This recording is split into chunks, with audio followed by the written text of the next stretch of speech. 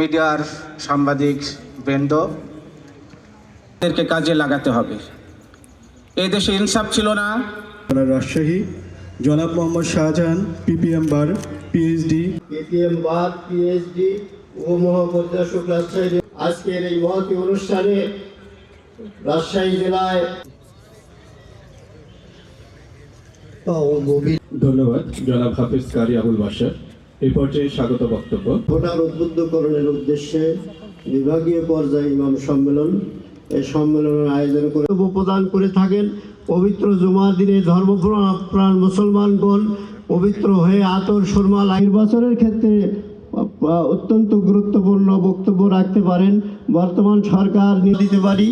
সরকার মনে করে যে দেশের ধর্মপ্রাণ মুসলমানদের ধর্মীয় নেতা ইমামগণ এই বিষয়ে ভূমিকা রাখতে পারেন।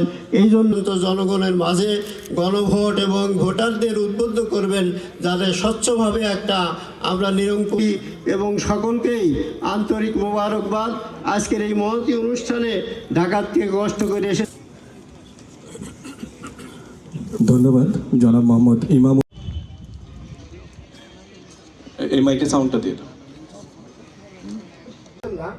সে বিষয়ে আপনারা একটা কাগজে লিখে আমাদের কাছে পাঠিয়ে দিলে মাননীয় প্রধান অতিথি পর্যায়ে পবিত্র কোরআন থেকে তেলাওয়াত। মহোদয়, এই যে সনদ বাস্তবায়নের জন্য গণভোট